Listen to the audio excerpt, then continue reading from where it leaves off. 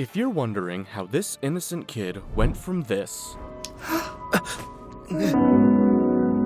to looking like this, I am a ghoul. well, the answer is pretty simple. Life generally sucks. And it sucks even more if you live in a world where scary-eyed monsters depend on human flesh to survive. This is the scary reality that faces Ken Kaneki, the main character in the anime series Tokyo Ghoul. Does he have what it takes to suffer through this morbid world? Guess we'll have to find out. Just a warning though, things will get brutal. So without further ado, let's dive in. Episode 1 is called Tragedy, and it opens up with a gruesome scene. A female ghoul has made her way onto the top floor of a skyscraper, and now she's happily feasting on everyone unfortunate enough to cross her path.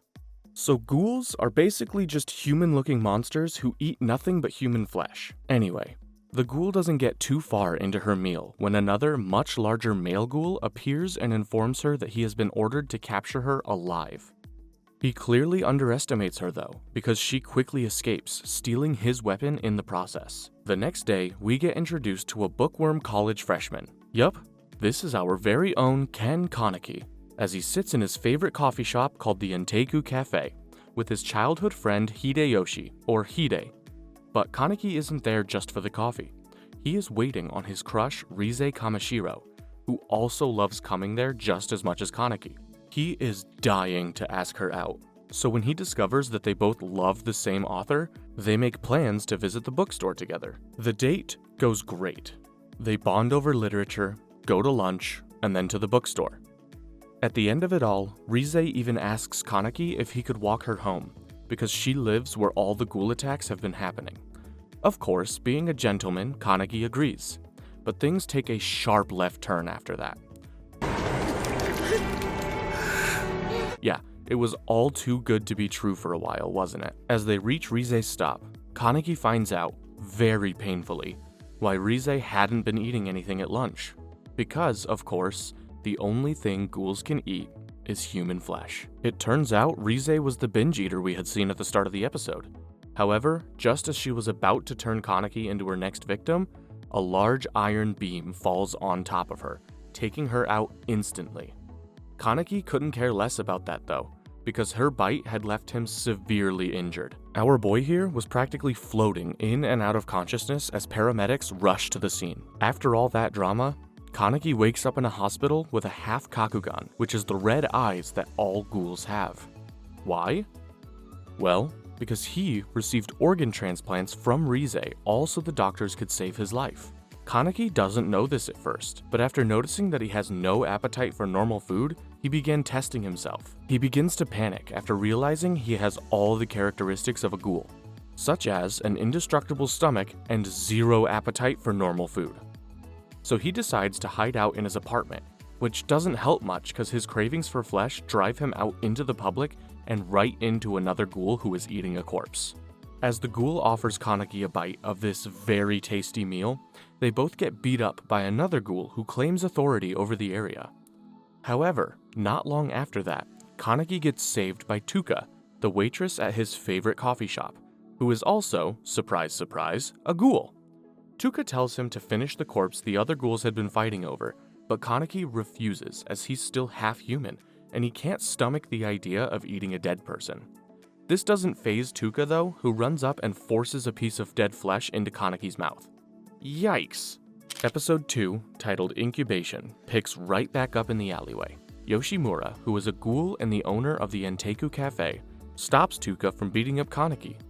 Yoshimura then asks Kaneki to come back with him to the cafe. Back at the cafe, he reveals to Kaneki that the shop is actually a hideout for the ghouls in the 20th Ward, which is the name of the area Kaneki lives in.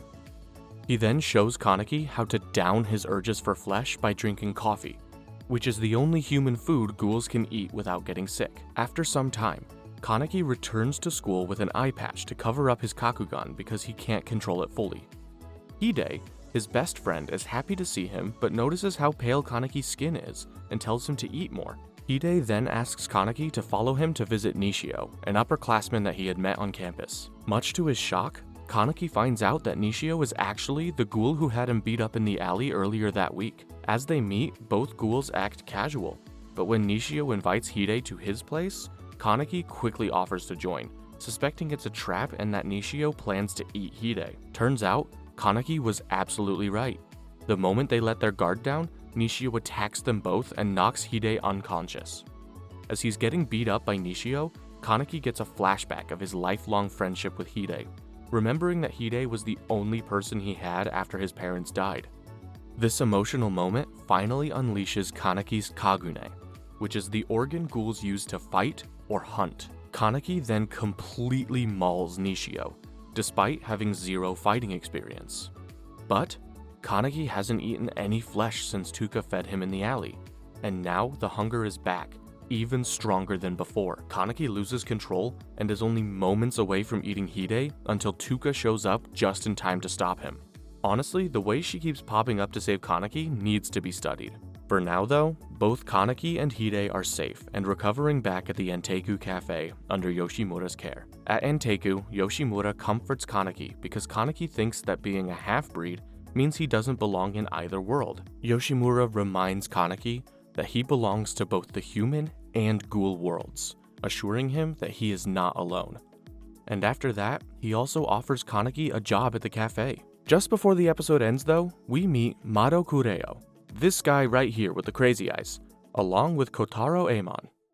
These guys are top investigators from the Commission of Counter Ghoul, or CCG for short. Investigators at the CCG are called Doves, and they have one single task: kill all ghouls. Their team is made up of humans who have been trained to track down and fight ghouls. Plus, there are CCG buildings in every ward in Tokyo, so that they can respond quickly to ghoul sightings or attacks. Of course, this wouldn't be a fair fight for the humans if they can't keep up with the ghoul's speed or strength. So all CCG investigators are given weapons called Quinx. A Quinx is made from the kagune of a dead ghoul and has the ability to puncture a ghoul's skin. But if a Quinx isn't enough to stop a ghoul, then an arata should do the trick. This is basically a full body armor that increases a human's physical abilities. There is one drawback though. An arata uses the blood of the person wearing it, so investigators really only use it if they have no choice. Well, now that Mado has found the weapon Rize took from the ghoul who attacked her in episode 1, he and Amon are now tracking him down.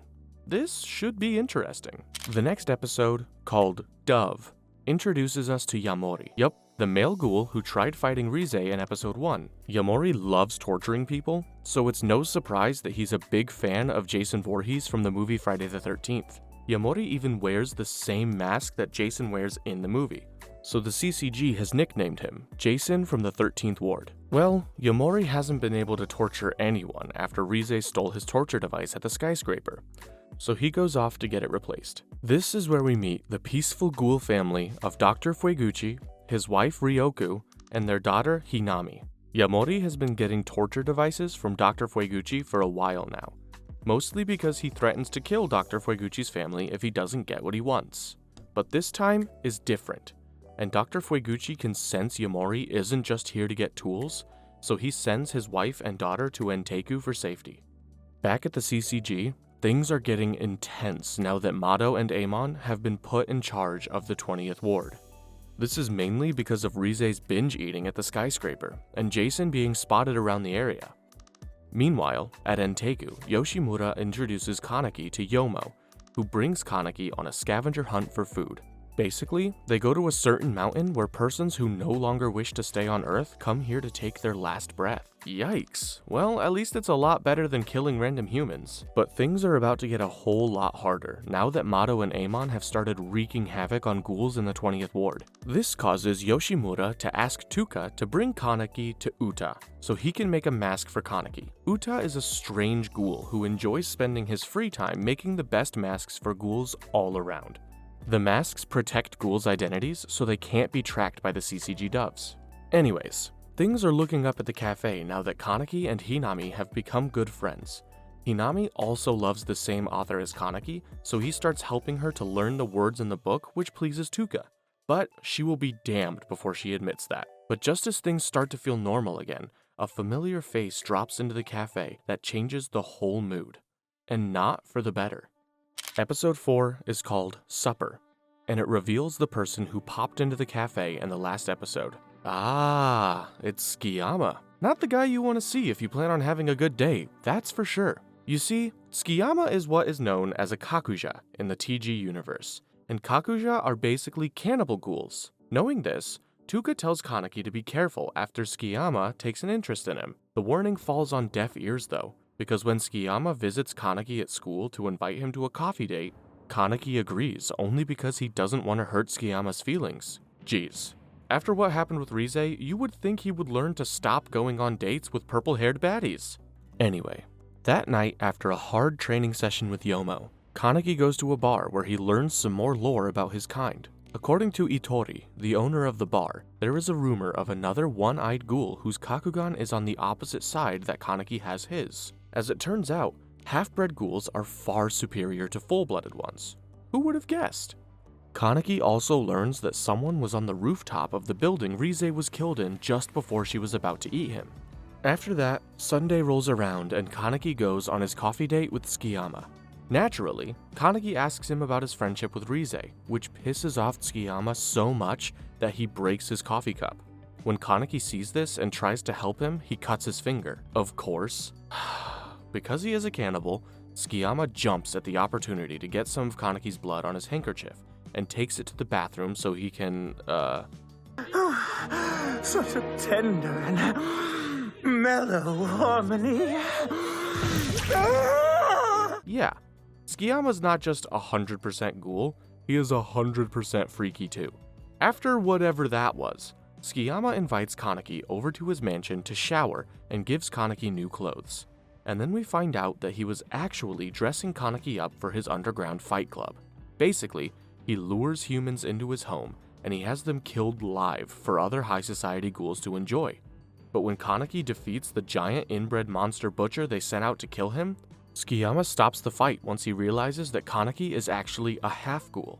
But don't think this is where it ends, because this guy has a few tricks up his sleeve for our boy Kaneki. Episode 5 is called Scar. We catch up with the Anteiku squad as Yoshimura asks Kaneki to pay Tuka a visit since she called in sick. In order to make her human best friend Yoriko happy, Tuka has been selflessly eating the cooked food Yoriko brings her at lunch. This, of course, makes her sick, but she obviously can't reveal to Yoriko why she hasn't been eating as much at lunch.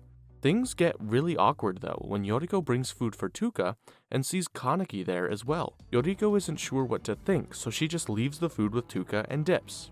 Meanwhile, someone else who has their mind on Kaneki, Tsukiyama, hasn't given up just yet. Still, he knows Kaneki will never trust him again, so he comes up with a plan to lure Kaneki into a trap. Basically, Tsukiyama plans to kidnap someone close to Kaneki to use as bait, and when Kaneki comes to rescue them, well, Tsukiyama is gonna have his way with our boy. Ew. So he starts spying on Kaneki to see who is the most important person in his life. As fate would have it, Kaneki decides to meet up with Nishio's girlfriend, Kimi. Nishio hasn't been doing so well after his fight with Kaneki. The stomach wound Kaneki gave him just won't heal, which means Nishio hasn't been eating and is getting weaker every day. So Kimi begs Kaneki to help her man before he dies of hunger and whatnot. But what these two don't know is a freaky force nearby is waiting to strike. Yeah, Tsukiyama has been listening to their whole conversation and mistakes Kimi for Kaneki's girlfriend. So when Kaneki leaves, Tsukiyama kidnaps Kimi to use as bait for his master plan. After Tsukiyama reveals where he is hiding Kimi, Kaneki and Nishi team up to go rescue her. But of course, this is Tsukiyama we're talking about. So things go from bad to weird when he spits out his plans for Kaneki. Do allow me to explain.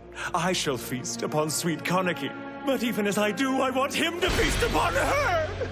With Nishio being so weak and Kaneki lacking fighting skills, the two guys aren't exactly a match for Tsukiyama.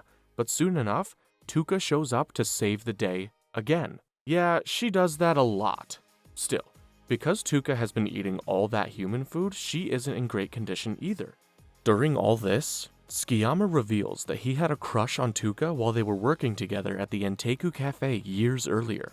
The three tried to hold him off, but he has been eating way better than they have, so his Kagune is far stronger.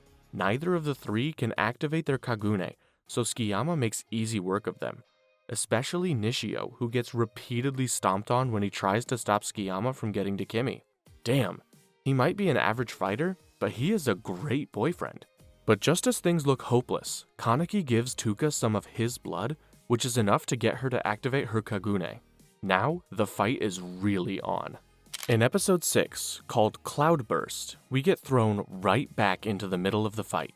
Now that Tuka has the energy she needs, she goes up against Tsukiyama in one of the best fight sequences in the entire first season. But in the end, it's Nishio who distracts Tsukiyama long enough for Tuka to send him packing. After the fight ends, Nishio crawls to where Tsukiyama has Kimi tied up. As the two lovebirds reunite after all the drama, Tuka says something that sends a chill down Nishio's spine. Kimi has seen too much and has to die. It's sad, but true. Now that Kimi knew they were all ghouls, she could go to the CCG and rat them out.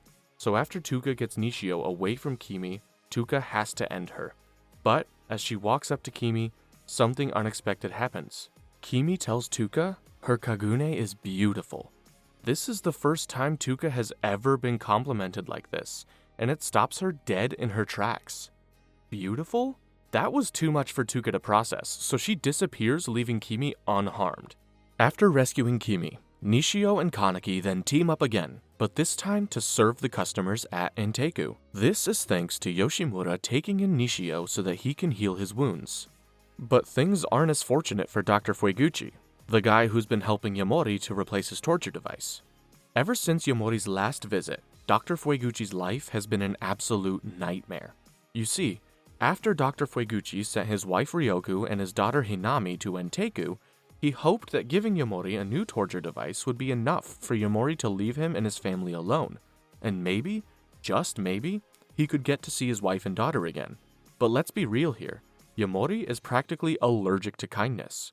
So after getting the new device, he thanks the doctor by casually throwing him through the office wall. We then find out that all of this chaos is being watched by CCG investigators Meido and Amon. They trail Jason all the way to Dr. Fueguchi's office, and now they have a chance to kill both ghouls. Still, the investigators can't keep up with an S-tier ghoul like Yamori. He simply entertains the fight, then disappears. After that, Dr. Fueguchi manages to crawl out of his office, but ends up getting caught by Mado and Amon. When Dr. Fueguchi tries to attack the investigators, Meido kills him and removes his Kagune. All while Dr. Fueguchi is holding a drawing from his daughter Hinami. As this is happening, Hinami is back at Anteiku having an argument with her mom. Hinami really wants to see her dad, but Ryoku can't explain to her why this is so dangerous. The two end up forgiving each other, and Ryoku takes out Hinami to get a present. What Ryoku doesn't know though, is that Amon and Mado are close by searching for her and Hinami.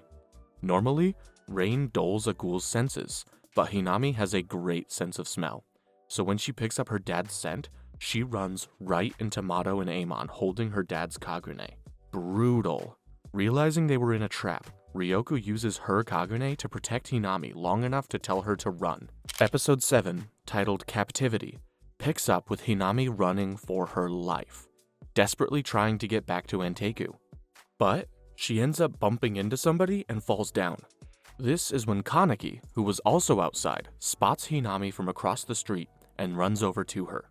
As soon as Kaneki reaches where Hinami is, she tells them that the doves are about to kill her mom.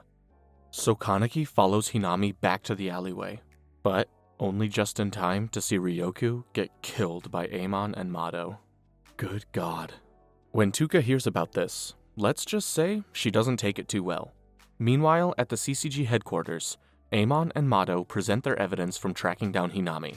The investigators have already killed both of her parents. Now, they had the green light to get Hinami too. But before they can do that, Tuka has some unfinished business with them. Despite Yoshimura's warning not to take revenge, Tuka tracks down Amon and his co-investigator Kusaba. Yep, this guy, to their favorite noodle shop. As they walk out, Tuka, wearing her rabbit mask, attacks them, killing Kusaba in an instant. She would have taken out Amon too, if Mado didn't show up with his new Quinx. After getting outmatched by Mado, Tuka barely manages to escape him and returns to Anteiku. When Yoshimura hears about Toku's disobedience, he simply turns his back on her, but Kaneki vows to help her instead. This is when Tuka comes up with the plan to lure the investigators into a sewage waterway, because it would be hard for them to use their Quinx in a small space. In episode 8, titled Circular, we see Mado and Amon hatch a plan to capture Tuka in the waterways. Apparently, Mado already knows that Tuka was trying to lure them in there to finish things off, so he's actually going there to get her instead. Their plan was to use the scent of Hinami's mom to trick Hinami into coming outside into the waterway as well. They knew that Tuka would come to rescue Hinami, which would give them a 2-for-1 deal. Yikes. This works perfectly, as Tuka and Kaneki team up to look for Hinami. This is also when Kaneki puts on his mask for the first time. Man, it looks so sick! After agreeing to split up, Amon runs into Kaneki while Mado sneaks up on Tuka and Hinami in the waterways. Both ghouls take 2 different approaches. Kaneki wants to stop the ghoul on human violence, so at first he allows Amon to use his Quinx to beat him up. But just before Amon kills him, Kaneki steals a bite from Amon, which gives him just enough strength to bring out his Kagune. Kaneki then warns Amon to run before he loses control of his Kagune. Mado, on the other hand, runs out of luck. Tuka was in no mood to spare any human life, especially his. So when Hinami uses her Kagune to break him apart, Tuka gladly finishes the job. After all that, Yomo finds Kaneki, Tuka, and Hinami and carries them back to Anteiku.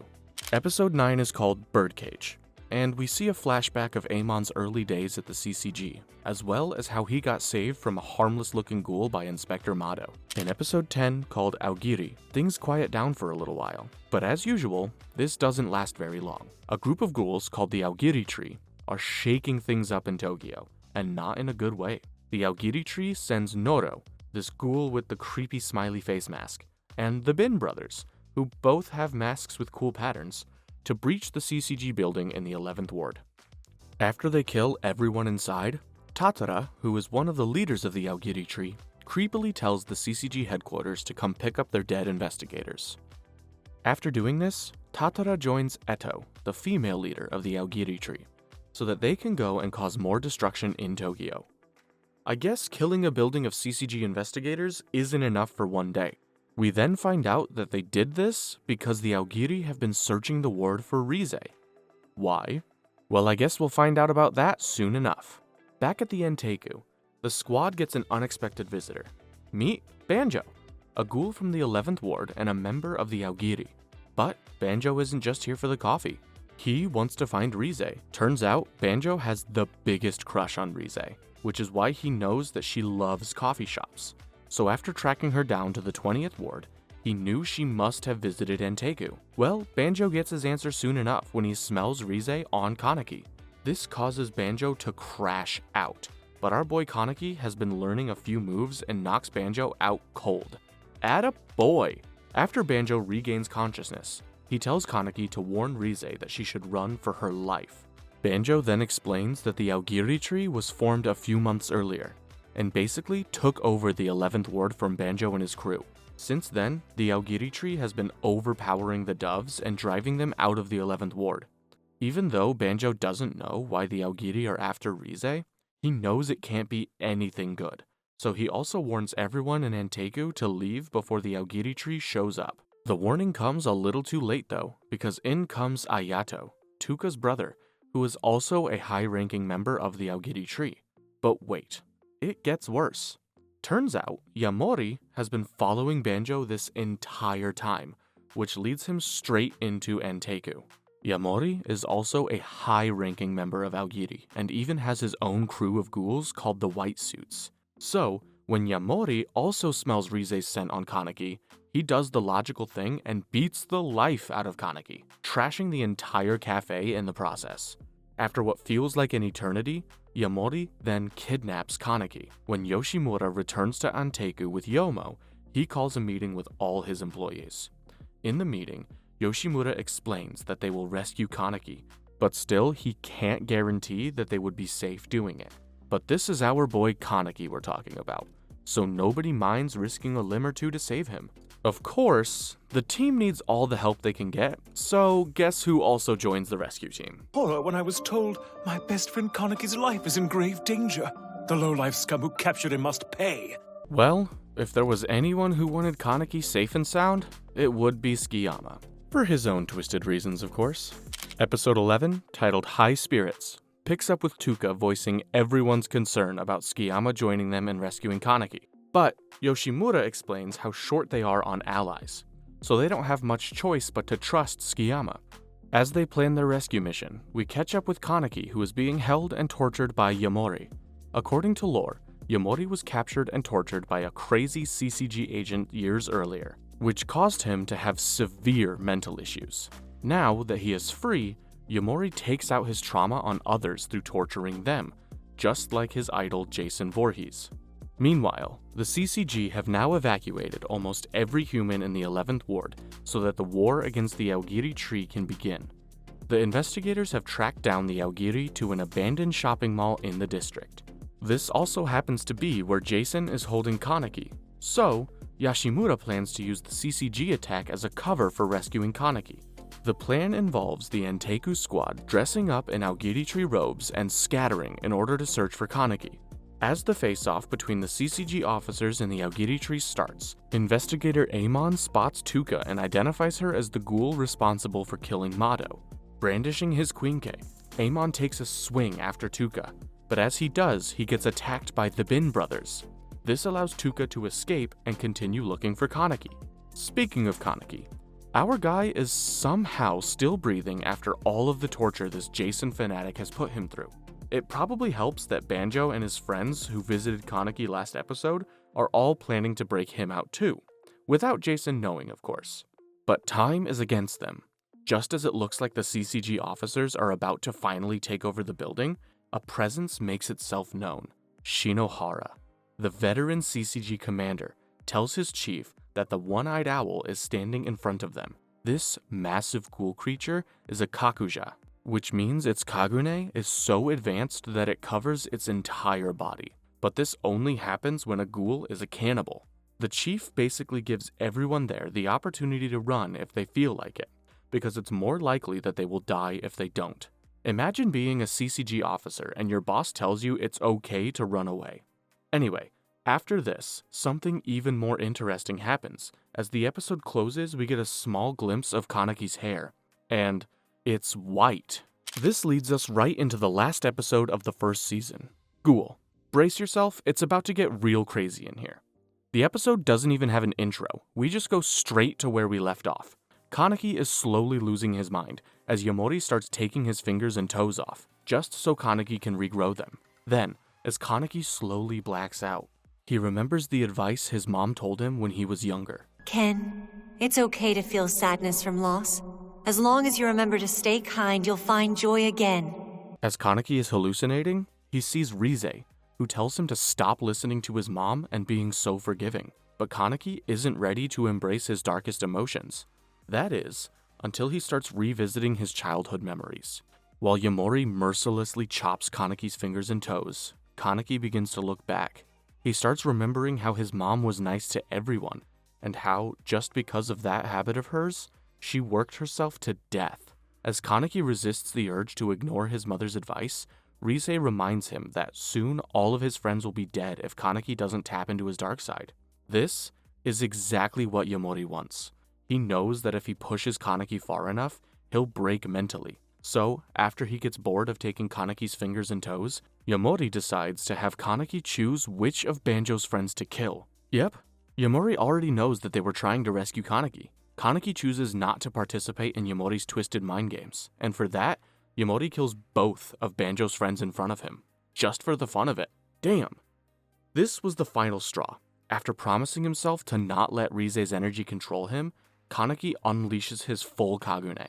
And we get to witness Kaneki go through a transformation where his hair turns white and his whole personality changes. No more shy bookworm college student. Kaneki was now a proper ghoul, and he wasted no time in letting Jason know. As Yamori comes to kill him, Kaneki breaks free and wraps his chain around Yamori's neck, then drops the best one-liner in the season, all in about 20 seconds. Why don't you chew on this? But our boy Kaneki is just getting started here. Even when Yamori grabs Kaneki's leg, Kaneki simply breaks it, just so he can spin kick Jason with the other leg. Soon enough, Kaneki has Yamori defeated, and this is where we see the biggest change in Kaneki. As Yamori is lying there in shame, Kaneki starts torturing Yamori, and then, well, he eats him. What a way to end the first season, seriously. The first episode of Season 2 is called New Surge. As many fans have noted, this season does deviate a bit from the manga, but the story continues from where we left off. The war between the CCG and the Aogiri tree at the abandoned shopping mall is now in full swing. Commander Shinohara and his men are cornered by the one-eyed owl, so they have no choice but to bust out their Arata armor. The Arata armor is basically an upgraded Quinx that's created from a kakuja, aka cannibalistic ghouls. The only downside to this powerful armor is that it feeds on the user in exchange for granting them extraordinary power. Somewhere on the battlefield, the ultimate sibling rivalry is taking place between Tuka and Ayato. Tuka tries to help Ayato see that the Aogiri tree is just using him, but her brother beats her down and mocks her for trying to associate with humans. Elsewhere, Yomo, Tsukiyama, and Uta aren't having much luck either. As they continue to search the building for Kaneki, they run into Noro, the menacing Aogiri ghoul who literally cannot be killed no matter the attack. When they try slicing him up like sashimi, he simply regenerates like nothing happened. Noro is such a boss that when the attacks stop for a moment, he checks his clock and starts walking off right in front of our guys. Talk about aura maxing.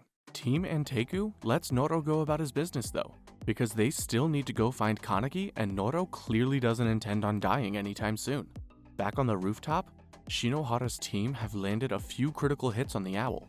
As the creature starts to bleed, they cautiously celebrate that they might have just put the infamous one-eyed owl out of commission. But the celebration doesn't last long, because the owl immediately heals its wounds. Then, the beast swings its massive sword, and its breeze is powerful enough to blow away the entire CCG squad. Shinohara and Kuroiwa, a fellow CCG official, wage an all-out assault on the owl. But the more they power up their Arata armor, the more they're being eaten alive. Shinohara and his partners soon find themselves on their knees, not from getting attacked by the owl, but from losing so much blood to the Arata armor. The owl then slowly walks over to the two men, but instead of killing them, the owl does what Kaneki did to Amon in Season 1 and spares the officers. According to him, there's no justifiable reason to take a life no matter the cause. Did he forget to tell that to his subordinates in the Aogiri tree? Meanwhile, Ayato isn't interested in showing any mercy to his sister Tuka, especially after she brought up their late father. You see, Ayato despises their old man. He thinks their dad was a weakling and should have protected his family instead of getting killed like a dog by CCG officials. But as Ayato sends Kagune projectiles at his half-conscious sister, Kaneki swoops in and rescues her. Oh, how the tables have turned. Kaneki then hands Tuka over to Nishio and goes on to face Ayato. Further down the road, Hide watches the whole thing go down. Hide has somehow managed to get close enough to the CCG barricades to get a full view of what's been happening. When he sees how much Kaneki has changed, he blames himself for not being there to help his best friend. But in this moment, Kaneki doesn't need any help against Ayato. When Ayato starts coming after Kaneki, he makes Ayato look like a complete amateur. Quite embarrassing, really. Way off in the distance, Eto and Tatara, who have both been non-combative so far, are also watching the fight between Ayato and Kaneki. Eto is so impressed with how strong Kaneki has become, but she is much more concerned with the ongoing battle with the CCG. Back to Kaneki. He keeps taunting Ayato into attacking him, and then does this. Damn, Kaneki, talk about character development. Kaneki confronts Ayato with a sneaking suspicion he has. He suspects that Ayato is not really as bad as he wants people to believe, but instead he has a secret motive for joining the Aogiri tree. Before we can learn what that motive is, Noro pops up out of nowhere, grabs Ayato, and disappears. Just then, the entire ground begins to shake, and we soon see why. The Aogiri has actually baited the CCG into coming after them. Now that most of the CCG officers were in the abandoned building looking for ghouls, a bomb goes off that destroys the entire area and kills almost every CCG officer there. On the outskirts of the 11th Ward, Tuka and Kaneki reunite for a moment. Tuka tries to lighten the mood by joking about his white hair, But soon she realizes that the Kaneki she knew simply isn't there anymore. Kaneki then tells Kuka that he isn't returning to Anteiku. Instead, he has decided to join the Aogiri tree. What the actual? Yeah, Tuka is just as surprised as we all are, but Kaneki has already made up his mind. We then see Kaneki meeting up with his new comrades, Eto, Tatara, Ayato, and Noro. Our MC is now officially playing for the other team. In the next episode, called Dancing Flowers, we get a flashback to when the CCG first faced the One-Eyed Owl. A young Kureo Mado and Commander Shinohara step up to face the legendary ghoul. Mado actually lost his wife to the One-Eyed Owl, so now he steps up to fight for revenge. But before Mado can do anything, Special Class Ghoul Investigator Arima, this guy with the blue hair, steps in and goes at it with the owl. Remember this guy, because we'll be talking about this legend real soon. After this flashback, we join the CCG in a meeting at their headquarters. The CCG Bureau Director Yoshitoki Washu informs everyone present of how the Aogiri Tree insurgency has spread across the country. Since taking over the 11th ward, the Aogiri insurgents now have control over the 9th and 10th wards. Yoshitoki also lets them know that the Aogiri takeover is being led by a ghoul with an eye patch mask. Of course, this ghoul is none other than our boy Kaneki, but the CCG doesn't know this yet. The top priority of the CCG now is to wipe out the Aogiri tree and exterminate the owl. Oh, and after the meeting, Shinohara meets the CCG's newest part-timer, and it's none other than Hide. Yikes. Back at Anteiku, things are slowly getting back to normal. As the Anteiku squad cleans up the cafe, Tuka is noticeably absent. That's because she is now studying for her entrance exams to go to college. Turns out, Tuka has decided to apply for Kami University, which is Kaneki's old college. Coincidence? I think not. And speaking of Tuka, her life isn't fully back to normal yet. As she exits the bathroom at school, she notices that a group of students are talking about a ghoul evacuation drill for the campus. Thanks to Kaneki and his new Aogiri Tree buddies taking over the 9th and 10th ward, the school is on high alert. This, of course, causes the students to hate ghouls even more, and reminds Tuka that Kaneki is no longer around. And speak of the devil, we catch up to Kaneki in the middle of a crime. A scared CCG investigator holds his breath as Kaneki stands over his dead colleagues. As the investigator tries to stay quiet, Kaneki notices him hiding behind a desk. But before Kaneki does anything else, Ayato comes in and the pair of ghouls head out to another location. Given the recent loss of territories, the CCG is in urgent need of reinforcements. A whole bunch of top-level investigators have been called into the CCG headquarters to help. Among the newcomers is a weird little guy with stitch tattoos. His name is Juzo. But don't let that squeaky little voice fool you. Juzo is a straight-up badass. However, he can be a little bit creepy, which pisses off his deskmate Takizawa, who is also a new investigator. You're supposed to be an investigator. Try to act like one. Amon also receives a new partner called Akira Mado. She's the daughter of Amon's late partner and mentor, Kureo Mado. The two accidentally meet at Mado's grave, where Amon has been coming regularly to brief his former partner on the current state of the battle against ghouls. That's so sweet. Even though Amon isn't very pleased at first with his new partner, he promises to look out for her because of his respect for her dad Kureo. In the next episode, titled Hangman, we see Kaneki and Ayato in action as they try to rescue Naki, this guy, as he is being transported to Cochlea, the CCG's supermax prison for ghouls. Naki is a part of Yamori's team called the White Suits, but now that Yamori is dead, the leadership position actually falls on Naki. The reason Naki is being freed by the Aogiri faction is because they want to strengthen their crew. In fact, they intend to go around freeing different ghouls who have been locked up by the CCG. As Kaneki and Ayato are busting Nanaki out from the armored van, Kaneki gets attacked by the Yasuhisa twins. The black-haired girl is Kurona, and the white-haired girl is Nashiro. The twins are intrigued by Kaneki's strength. They too are half-ghouls like Kaneki, but before he can ask them anything about it, they disappear. Meanwhile, at Anteiku, Hinami asks about Kaneki after seeing him spread chaos on the news. So, to take Hinami's mind off of the situation, Tuka allows her to go to a Sen Takatsuki book signing event. Hinami is so excited, because Takatsuki is like her favorite author. This gives Tuka some time of her own to go and tour the campus of her dream college, Kami University. Here, she meets Hide, who is busy taking down Kaneki's missing person flyers. The two have a warm chat about Kaneki and how he grew up. But Hide is doing more than just removing flyers. While at his part-time job at the CCG, he's doing his own investigation into where Kaneki might be and what info the authorities have on him. This is when Hide finds out that the CCG have nicknamed Kaneki as the Eye Patch Ghoul. But Akira becomes suspicious of why Hide is so interested in ghouls even though he isn't an investigator.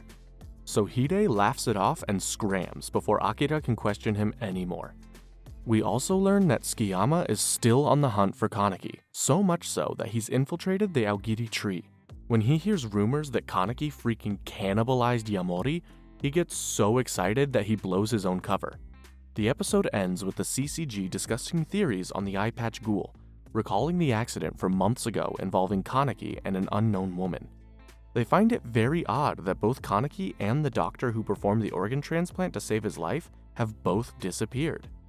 The next episode is called Deeper Layers. Amon and Akira go to Cochlea prison to question a ghoul named Donato Papora about the one-eyed owl. Donato was Amon's foster father and used to run a Catholic orphanage. But Donato was far from a man of God. He actually used to eat the kids under his care and pretend that they went missing. Jeez, what a monster! Amon sadly discovered this truth way too young and it scarred him for life. This is also the reason Amon hates ghouls so much. Donato doesn't intend to cooperate during this interview though. But just as Amon and Akira are about to leave, the Aogiri tree begins a full-scale attack on Cochlea to release all its inmates. Eto, Tatara, Noro, Kaneki, and Ayato are leading the attack, killing anyone and everyone in their way. Amon and Akira have no choice but to hide and try to escape, but they don't get far before they are cornered by Naki and his team of white suits, as well as some newly freed inmates. Meanwhile, Kaneki goes off to find and free an inmate called Shachi Kamashiro, the ghoul who was Rize's foster dad. But Shachi is kind of a meathead. He tells Kaneki that he can't trust him, especially because he can smell Rize's scent on him.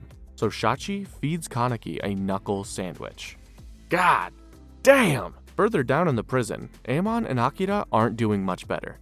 Naki and his guys split up to fight Amon and Akira separately. As Amon defends himself from the lackeys, Naki manages to knock Akira to the ground and take a quick bite. Even as Amon ends up rescuing her, it's pretty clear the CCG guys and the prison guards are getting their asses handed to them. While this is happening, Shinohara makes an unexpected appearance in the Cochlea prison. Upon sighting him, Ayato greets him with a barrage of deadly Kagune projectiles. As they trade kicks and punches, Shinohara realizes that he won't be able to hold off Ayato with just his Quinx. So he busts out the good ol' Arata armor. This surprises Ayato. Not that he is impressed by the suit, but because the Kagune used to make Shinohara's Arata belonged to Ayato's late father. Yeah, that's gotta hurt. The following episode is called Rift, and we get a flashback of when Amon gave a lecture to a group of students at the CCG Junior Academy. Here, we see Kurona and Nashiro, the half-ghoul twin sisters, with their friend Shizuku Kawakami listening carefully to everything Amon is saying. Sadly, soon after Amon's lecture at the academy, Shizuku dies from a strange illness. But Juzo, who was also a student at the academy, doesn't bother to attend the funeral. So when Kurona and Nashiro confront Juzo about not attending, he brushes them off as if he doesn't care, even though he kind of does. This ends up causing the twins to hold a grudge against Juzo. Now back to the present, Juzo runs into the twins as they are invading Cochlea, and it feels like the right time to settle old scores. But Juzo is a freaking powerhouse, fighting the two sisters all at once, even without his Quinx. He stabs Kurona in the eye and pokes her with a bunch of knives. Ooh, ouch. As for Nashiro, she gets a deep gash for trying to save her sister. You just can't help but feel sorry for them. Meanwhile, Shinohara is proving to be much more than Ayato bargained for. The CCG commander is kicking his ass with ease. But at some point, as Ayato runs up to counterattack, Shinohara's Arata begins to resist hitting Ayato, almost as if Ayato's dad's Kagune could sense it was attacking his son. Still, Shinohara is a tank. He simply uses his Quinx to smack Ayato into submission. Juzo, on the other hand, is much more happy to slice and dice the Yasuhisa twins. As Kurana runs up to hold her dying sister's hand, Juzo slices Nashiro's hand right off. Yeah, Juzo is proving to be an unstoppable force. But before he can end them both, Kurona grabs her sister and runs like hell. As Shinohara looks on in pity, Ayato collapses in front of him. But before Shinohara can even begin to process what is happening, Kaneki swoops in to save the day. But there's something obviously different about his appearance. He's changed into a half Kakuja with a bird beak. In other words, this ain't even his final form. Kaneki proceeds to take Ayato to safety and then starts attacking Shinohara. Still, Shinohara ain't no slouch either, and after taking a few hits from Kaneki, he manages to use his Quinx and slice up Kaneki's back. Ordinarily, that would have done the trick, but Kaneki is in full psycho mode and has lost all control over himself. So now that Kaneki is almost insane, we get a glimpse at just how strong he really is. And unfortunately for Shinohara, he gets the first-hand experience. Elsewhere, as Amon helps an injured Akira to safety, they stumble upon the Yasuhisa twins in an alleyway. Amon recognizes them from the junior academy, but Kurona quickly disappears into the dark with her sister. As Amon walks with Akira, trying to process what caused the twins to switch into ghouls, the prison officials are finally able to release RC gas, which strips ghouls of their powers. Now that's a relief. But as Amon is getting his hopes up, he sees Kaneki, still in half Kakuja form, eating Shinohara's Arata while the commander lies unconscious. As Amon starts attacking Kaneki, he's low-key disappointed because he thought Kaneki was different from the other ghouls. After Amon starts calling him a murderous monster, Kaneki starts crying uncontrollably. Reality hits our MC as he realizes the monster he has allowed himself to become. Within seconds, the one-eyed owl makes his appearance through the RC fog. Luckily for Amon and Akira, the owl is just here to pick up Kaneki and Ayato before disappearing almost as soon as he arrives. The 6th episode is called 1,000 Paths, and Kaneki's having a pretty tough time. Ever since he unlocked his Kakuja form, he simply can't control it. It randomly goes off, causing him great pain, and leaves everything around him in ruins. And thanks to his latest rampage, his name is everywhere. Even Tuka, who's just trying to study for her school entrance exams, can't escape the constant eye patch gossip. In a zoo, we see that Juzu has been spending some time alone, just chilling. He sees a family, and it triggers some dark memories. We flash back to his awful childhood as a human pet in Ghoul Fight Club, a project run by a fat psychopath often referred to as Big Madam. Here, Juzu earned rewards for being a good little torturer. He was saved when CCG raided the place, though the other investigators wanted nothing to do with him. But Shinohara saw something in him and took him in as a partner. Back in the present, Juzu and Shinohara make small talk about death and how scary the owl is. Juzu's totally unfazed by the idea of dying, but Shinohara says that he'd be very sad if he'd lost him. It's such a weirdly sweet moment. Meanwhile, Amon and Akira find themselves alone in a bar. After a few drinks, Akira unloads all her emotional baggage. Her parents were killed by ghouls, the CCG never gave her dad proper credit, and she even blames herself. And Amon for his death. Amon admits fault but promises to protect her as her mentor's daughter. After Akira passes out from all the drinking, Amon takes her home and tries to take care of her. But when she stirs in her sleep and calls out, "Dad," Amon thinks she's coming on to him. Mortified, he punishes himself by doing push-ups all night on her balcony in shame. Okay. The next morning, Akira calls him a perv, then apologizes for being such a mess. I'm kinda shipping these two now. The next episode is called Permeation. Tsukiyama shows up at the Anteiku cafe to speak to Yoshimura. Tsukiyama informs Yoshimura about the reports of Kaneki's cannibalism. It turns out, Yoshimura has been using Tsukiyama to keep tabs on Kaneki, which Tsukiyama doesn't mind, of course. Anything to be close to his sweet Kaneki, as he calls him. As Tsukiyama is leaving, Hinami, who has been worried for Kaneki for weeks, asks Tsukiyama if Kaneki will be okay. Sensing that Hinami is fearing the worst, Tsukiyama offers to take her out for coffee so she can take her mind off things. After some bonding time at the coffee shop, Tsukiyama goes to the bathroom while Hinami gets a surprise visit from her favorite author, Sen Takatsuki. After Hinami had gone to the book signing, she and Takatsuki have become somewhat friends now. Takatsuki then asks Hinami what was on her mind. So Hinami spills the beans about Kaneki. Hinami explains how much she misses Kaneki but isn't sure how to help him, to which Takatsuki bluntly tells her that there isn't anything she can do. This hurts Hinami a little, but ultimately helps her to not feel so depressed about the situation. But Takatsuki is more than meets the eye. After talking with Hinami, Takatsuki visits the CCG headquarters pretending to ask Shinohara about ghouls for her upcoming book. But what she's actually here for is to tell Shinohara about the rumors she heard of Anteiku being a ghoul hideout. Now that's the kind of info Shinohara has been searching for. Meanwhile, Anteiku gets its most surprising visitor of all. Talk about a dramatic entrance. Anyways, it seems Hinami's prayers are answered, because she comes back to Anteiku shortly after Kaneki arrives. Hinami doesn't waste any time in finding Tuka at school and telling her that Kaneki is back. The news makes Tuka jump right out of her seat and run straight back to Anteiku. She manages to catch up to Kaneki as he is leaving.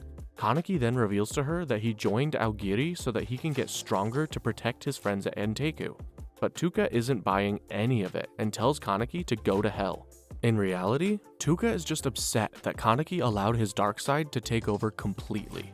After that, Shinohara and Juzu decide to pay a visit to Anteiku. While sipping on coffee, Shinohara casually asks Yoshimura about Kaneki's whereabouts. Even though Yoshimura plays it cool, Shinohara just can't shake his suspicion that the old man in front of him is hiding something. As they leave, he tells Juzu they'll be back soon. In the next episode, titled Old Nines, we get to hear the conversation Kaneki had with Yoshimura at Anteiku. Kaneki gets straight to business and asks Yoshimura about the one-eyed owl.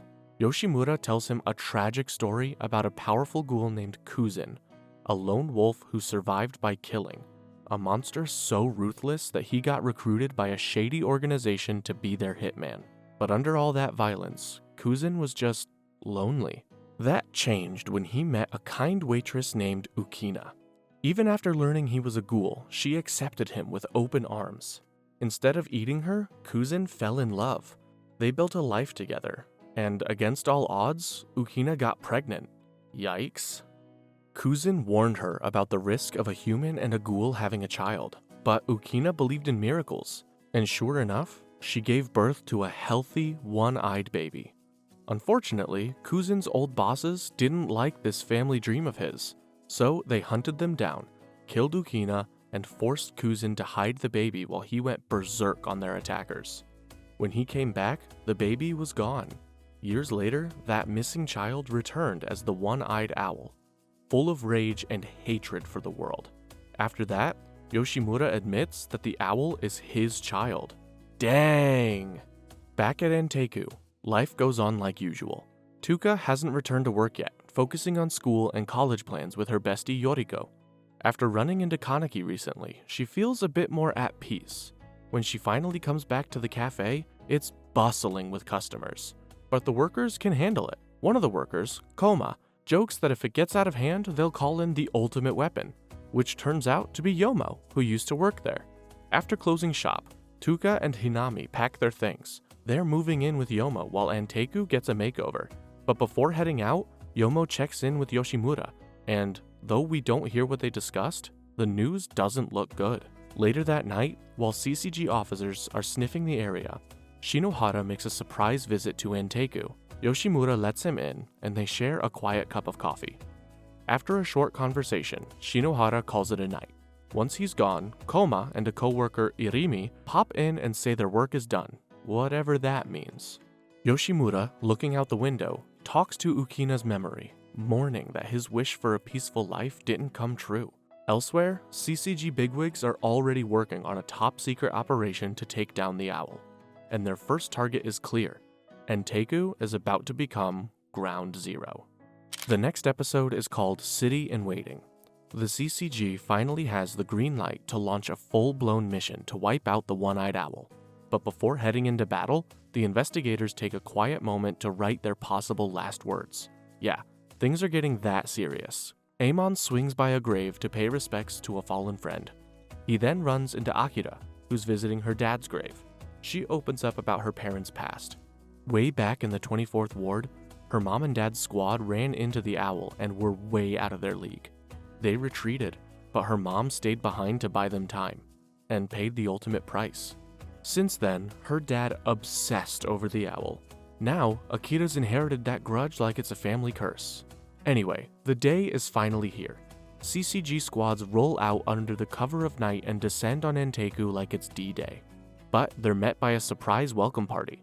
Koma and Irimi, with help from their old gang buddies, the Apes and the Black Dobers, lay a massive ambush. Meanwhile, Yoshimura steps out front like a boss, and he takes on the form of the one-eyed owl. This is the so-called leader of the Aogiri tree. Or so everyone thinks. He starts tearing through waves of CCG grunts with terrifying ease. Just as things are heating up, Shinohara and Kuroiwa show up in full Arata armor, realizing that the monster that they're facing is none other than the kindly cafe manager. Oopsie. At Yomo's, Tuka sees the 20th Ward lighting up on the news and tries to sneak out to help, but Yomo catches her. He explains that Yoshimura, Koma, and Irimi all chose to fight as punishment for their past sins, and that Tuka isn't meant to follow them. But Tuka, feeling guilty for her own kills, can't sit this one out. She runs off, determined not to lose anyone else she cares about. Then, we switch to a rooftop, where Kaneki is gearing up for battle. He is joined by Nishio, who lets him know Tuka and Hinami are safe. Kaneki tries to apologize for dragging him into this mess, but Nishio brushes it off. He's got his own plans. One last visit to his girl, then he's out. Suddenly, Tsukiyama shows up, dramatic as ever, sobbing and begging Kaneki not to go on his suicide mission. Kaneki simply knocks him out of the way. His mind is made up and he's done watching from the sidelines. The following episode is called Last Reign, and the battle between CCG and Anteiku is raging on. Koma leads the Apes, while Irimi leads the Black Dobers, each facing off against superpowered CCG commanders who clearly didn't come to play. After a brutal back and forth, Koma's opponent fakes him out with a sneaky move and Koma gets bodied. Meanwhile, Irimi spots a random old lady behind her who apparently missed the memo to evacuate. One of the commanders doesn't care and fires projectiles in their direction anyway, putting Granny's life in danger. Irimi jumps in to protect her, takes a beating, and hits the ground hard. Just when it seems like both are down for the count, Kaneki yeets both Koma and Irimi out of the danger zone. On top of a skyscraper, Yoshimura is still going solo against a stacked CCG lineup. Shinohara, Kuroiwa, Juzu, and more. He's holding his own for a while, but after taking some massive hits, he finally crashes to the ground. As he crawls away, barely conscious, he starts hallucinating his wife Ukina. The CCG thinks they've done it. The owl is down. Victory music, fist pumps, maybe even a group photo. But hold on. Out of nowhere, the real one-eyed owl swoops down right in front of Shinohara's group. The celebration hits a brick wall and everyone suddenly realizes they've been fighting the wrong owl this whole time. Oh. The next episode is called Deluge of Flowers. It's immediately obvious that the CCG officers around don't stand a chance against the owl. With Shinohara down and barely clinging to life, Juzu is left alone to face this monster. And for the first time since his introduction, you can see the feeling of sheer terror in his eyes. As that's happening, the Aogiri squad also shows up to crash the party. Turning the battlefield into absolute chaos, the CCG is getting overwhelmed. Elsewhere, Kaneki runs into Amon, who's standing between him and Anteiku. They throw hands, and it's clear they're evenly matched. Kaneki tries to be the peace guy, saying they shouldn't be fighting and that they both probably had a lot to talk about if things were different. But Amon basically says, "Too bad, that's not the world we live in," and charges again. Kaneki and Amon both end up bruised and worn out, their battle ending in mutual destruction. Juzu, meanwhile, is still getting beat down by the owl. His attacks are useless. Just when it looks like game over, Arima drops in like a calm silver-haired storm. Remember this guy? Yeah, he's the same blue-haired officer who fought the owl in Mado's flashback. This time, he pulled a Kaneki with that hair transformation. But he's not here to just look badass, he's here to give the owl a really difficult time. Arima dodges the owl's attack with style, slashes him up with ease, and cuts off his arm without even breaking a sweat. The owl panics, swallows Yoshimura, swallows him whole, and then flies away. Kaneki, bloody but determined, limps towards Anteiku, hoping he's not too late. Nearby, Akira stumbles upon Amon's broken Quinque and her heart sinks. And finally, in the last shocking twist of the episode, the owl coughs up Yoshimura and shapeshifts back into their human form, revealing that the one-eyed owl is none other than Sen Takatsuki herself. She basically has 3 different identities now.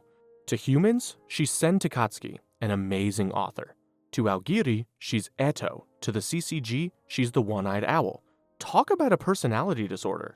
The last episode of Season 2 is called Ken. At long last, Kaneki and his childhood friend Hide reunite inside Anteiku. As Kaneki tries to hide his Kakugan, Hide casually reveals that he knew Kaneki was a ghoul this whole time, and it's no big deal. What really hurt him was that Kaneki suddenly stopped hanging out with him. Kaneki listens, stunned, but their chat is cut short when Hide suddenly collapses. Turns out he's been hiding some serious injuries. Just then, Tuka shows up and sees the cafe in flames, and finds Kaneki carrying Hide's unconscious body through the wreckage. Kaneki walks through the aftermath of the war zone, eyes heavy with sadness, and then faces Investigator Arima, the ultimate CCG Reaper, all alone.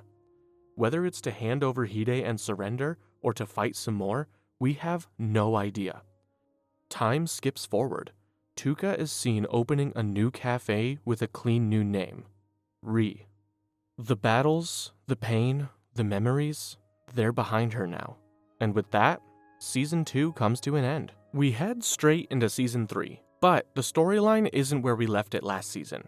You see, Season 2 doesn't only deviate from the manga, it also condenses a lot of the story into a few episodes. So here is some lore to keep in mind going into Season 3.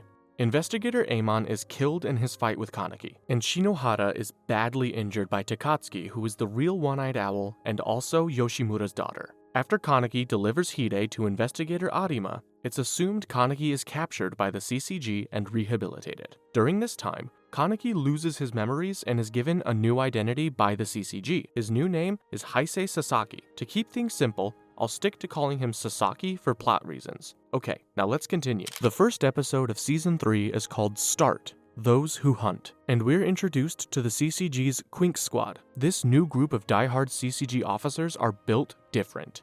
Literally. The CCG is now surgically implanting Ghoul Kagune into their officers. This is likely because they've studied how Sasaki became a half-ghoul, which kinda explains why the CCG made him the leader of the Quinx Squad. Alright, so the Quinx Squad is out hunting a super creepy ghoul called Torso. This guy has a twisted thing for eating only the torsos of women and leaving the rest behind. Lovely, right? Ugh. Leading the mission is Kuki Yuri, the Quinx captain who takes himself way too seriously, and his partner Ginshi Shirazu, who's more bark than bite. While investigating, they run into this eccentric photographer named Chie Hori. She casually drops an important lead. Torso is actually working as a taxi driver. She gives them this lead in exchange for a very personal item belonging to Sasaki. Meanwhile, Toru Mutsuki, another squad member, ends up finding Torso first, and things go south really fast. Toru gets attacked, and that kicks Fuki and Ginshi into action. They set up this big roadblock to catch Torso, and it almost works. But then out of nowhere, this guy shows up. Serpent. This powerful ghoul crashes the party, wipes the officers like it's nothing, and Torso gets away clean. Just as the situation spirals out of control, Sasaki steps in to fight Serpent. However, he starts hallucinating his old self, his Ken Kaneki self. That suppressed memory of his former self starts whispering all kinds of dark thoughts into his head. It's like a full-on mental breakdown mid-battle. The pressure pushes Sasaki to his limit, and he finally snaps, unleashing his Kagune. The next episode is titled Member Fragments. After using his Kagune to attack, Sasaki rips off Serpent's mask, only to find out it's someone from his past. Turns out Serpent is actually Nishio, and although Sasaki doesn't fully remember him, Nishio casually drops a bomb by calling him Kaneki. Just like that, Sasaki's brain short circuits, a flood of buried memories slams into him and he starts losing it, practically ready to attack his own team. We then begin to see him being tormented mentally by Kaneki, in the same way Kaneki was tormented by Rize in Season 1. Thankfully, Akira Mado shows up and hits him with a tranquilizer. Once Sasaki chills out and comes back to his senses, he shakes things up in the Quinx Squad. He throws Kuki out of the captain seat for insubordination. Kuki has been acting up lately because he feels he's not living up to his true potential. Sasaki hands the captain title over to Ginshi, the loud but well-meaning blowhard. Later, Sasaki trains with his boss/mentor Arima, and admits that he is spooked by his old Kaneki memories creeping back in like bad dreams.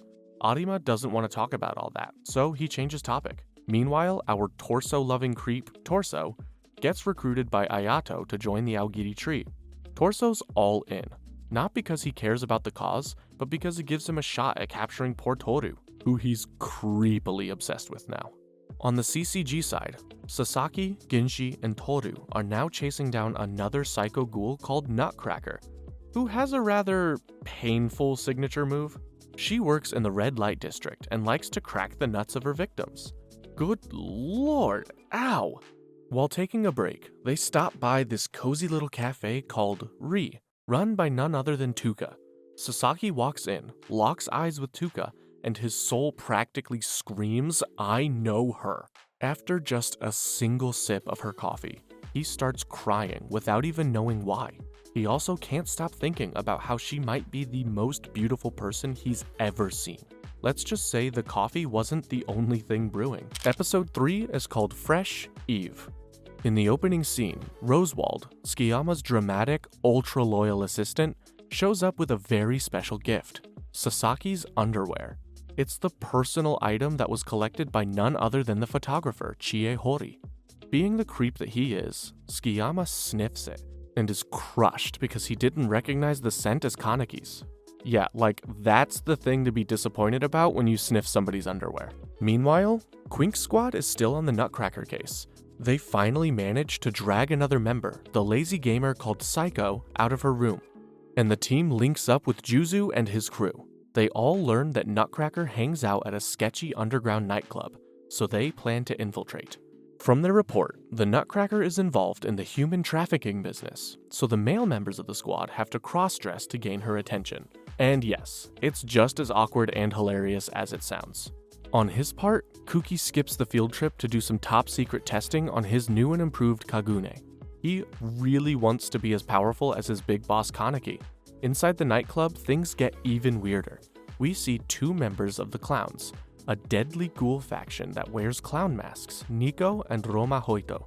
They spot Sasaki and instantly recognize him as Kaneki, but they're low-key disappointed. Roma sighs that this is a soft version of Kaneki and is boring and wonders aloud if a little death might bring the real Kaneki back. Back on the mission, a drunk Toru flirts her way into Nutcracker's trust and scores an invite to the ghoul auction, where humans are sold to ghouls like groceries at the supermarket. Meanwhile, Aogiri trees got their eyes on the ghoul auction as well. Eto tells Ayato to act as bodyguard for Big Madam, the same fat psychopath we first met in Juzu's flashback. Ayato agrees, reluctantly, and drags along creepy Torso, who's still obsessed with Toru like a crazy stalker. The next episode, Main Auction, takes us deep into the twisted world of the ghoul black market, and it's just as wild and horrifying as you'd expect. The show kicks off with 3 clown ghouls acting like auctioneers at a very creepy ghoul gathering. First item on the list, an A-list celebrity. The crowd goes wild. But the next item is even more shocking. It's Toru Mutsuki, drugged and tied up on stage. Last he remembers, he was chilling in a taxi with Nutcracker. Torso, who's unhealthily obsessed with Toru, completely loses it when he sees him on display. Big Madam's got her eyes locked on him too, and isn't planning to back down, no matter the cost. Even Rosewald thinks buying this rare one-eyed ghoul might finally snap Tsukiyama out of his Kaneki-induced depression. Bidding war begins, and Big Madam snags Toru for a cool 200 million yen like it's pocket change. Then comes the third auction item, a sweet-looking girl. But as she's about to be auctioned off, she pulls out knives and absolutely shreds one of the clown MC's face before hurling blades into the crowd. Absolute chaos erupts. Upon realizing that the CCG is crashing the party, everyone panics.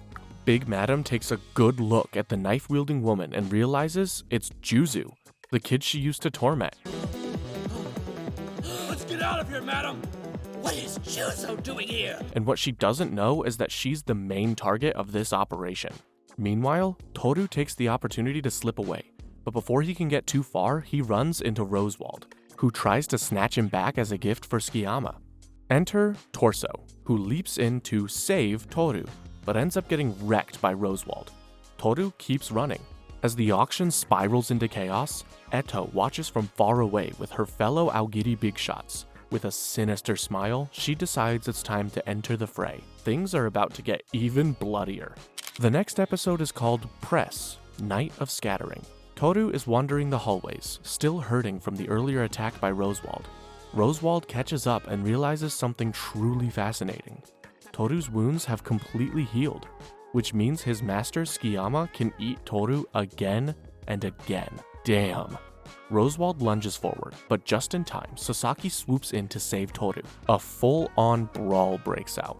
Sasaki, Kuki, and Ginji tag team Rosewald while Psycho shields Toru. Meanwhile, a familiar character is wreaking havoc in the building. Remember Takizawa from Season 2? He was reported dead by the CCG after the battle against the One-Eyed Owl, but he's actually alive and a one-eyed ghoul now. Time skip shenanigans. He's also one of the big shots in the Aogiri, and let's just say, he's way different from his human self. He's cleaving people's heads off left and right, and terrorizing his former co-workers. Back with the Quinx Squad, they actually managed to knock out Rosewald, but before they can finish him off, Rosewald gets saved by another ghoul friend of his, and the two escape. Man, people in this show need to start committing when they knock people out. Like, you can't just sit there and do nothing. Meanwhile, Nutcracker straight up wrecks the CCG squad that was sent after her. By wrecked, I mean everyone got completely wiped out. So now it's up to the Quinx Squad to stop Nutcracker. While Toru and Kuki sneak off to track down more ghouls, Kuki starts going too hyped up and feral, unleashing his Kagune like a madman on everyone in sight, but loses control and ends up facing Big Madam. She claps him, pretty badly actually. Toru rushes in just in time to see Kuki about to become Big Madam's dinner, and just when you think that's it, Ginshi and Psycho run in to none other than Takizawa. And luckily, Sasaki also appears and activates his Kagune, ready to throw hands with another one-eyed ghoul. The next episode is called Turn in the End. As the fight continues between the two one-eyed ghouls, it becomes pretty clear that Sasaki is getting absolutely clobbered. And just when you think things can't get worse, Sasaki starts hallucinating Ken Kaneki again. Yeah, that guy. His other self is clawing back, and it's making the fight a mental mess. Meanwhile, over on the Quinx side of things, Ginshi and Psycho finally take down the deadly Nutcracker in a combo attack. Elsewhere, Big Madam is having her own battle against Kuki and Toru. Kuki gets so overwhelmed that he snaps, accidentally stabbing Toru in a wild mix of grief and rage. But instead of freaking out, Toru calmly wraps Kuki in his Kagune, telling him that it's okay and everything will be fine. As Big Madam is about to attack, Juzu shows up with other CCG officers. Now, this should be Juzu's revenge moment, right? You'd think so, but he just can't get himself to attack her, even going as far as saying he harbors no resentment towards her.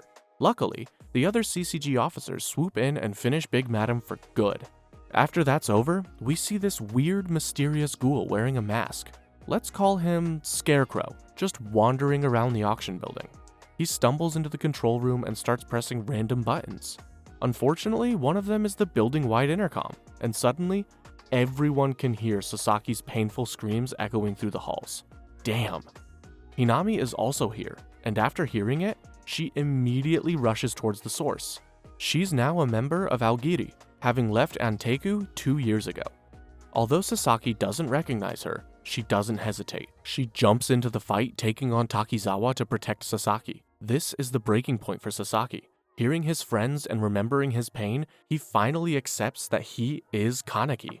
He and Takizawa clash in a brutal Kagune versus Kagune battle, both of them impaling each other in a violent poetic ending. They both collapse, bloodied and broken, and with that, the auction war is all but over.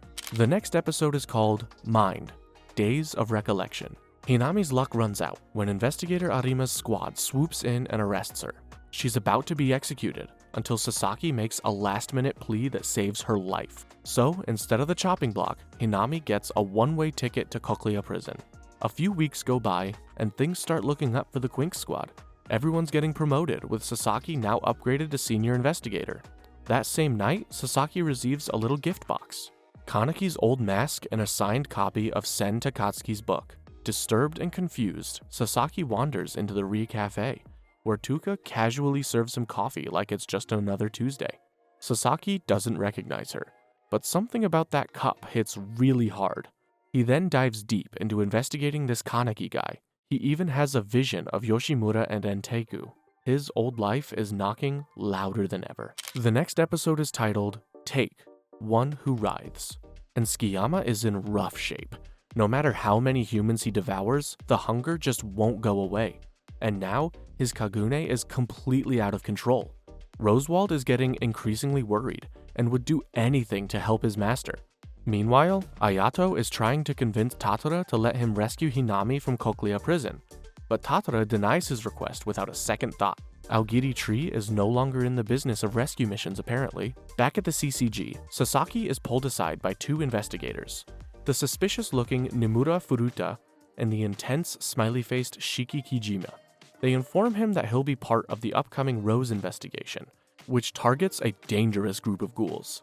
At headquarters, Sasaki and the Quinx Squad are briefed on their next mission. Their mission is to track down the Rose Gang, a group of ghouls secretly tied to the powerful Tsukiyama family. Not long after, the Rose Ghouls launch a surprise attack on investigators Furuta and Kijima, but the two are rescued just in time by a skilled pink-haired investigator called Hairu Ihei. During the chaos, one of the Rose Ghouls named Yuma is captured and sent to Cochlea, where Kijima intends on torturing him for information. Still searching for clues about his past, Sasaki visits Uta to ask about Kaneki's old mask and the mysterious book by Sen Takatsuki. Uta plays it cool, dodges the questions, and agrees to craft a new mask for him. Elsewhere, the photographer Chie Hori, hoping to help Tsukiyama's deteriorating situation, delivers some recent photos of Sasaki. When Tsukiyama sees them, he immediately recognizes the man in the pictures. Not as Heisei Sasaki, but as Ken Kaneki. And that changes everything. The following episode is called Play Ghost. Shu Tsukiyama finds out the shocking truth. Ken Kaneki is still alive, living as Heisei Sasaki. Overcome with emotion, Tsukiyama bolts into the street and manages to get close to Sasaki before dramatically collapsing. Rosewald drags him back home, silently scolding him for doing something so reckless. Hoping to give Tsukiyama some alone time with Sasaki, Rosewald hires Aogiri Tree ghouls, including that creep Torso. Rosewald lures the Quinx into a park building, with Kuki and Ginchi chasing him upstairs. Sasaki, Toru, and Saiko rush in after them but get ambushed by Aogiri's thugs. Toru runs off to help the others but bumps into Torso again.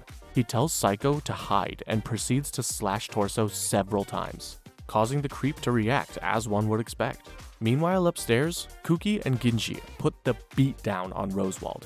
They come downstairs just in time to help Toru and see that Sasaki has already wiped out the entire squad of assailants. The next episode is called Think, Sway.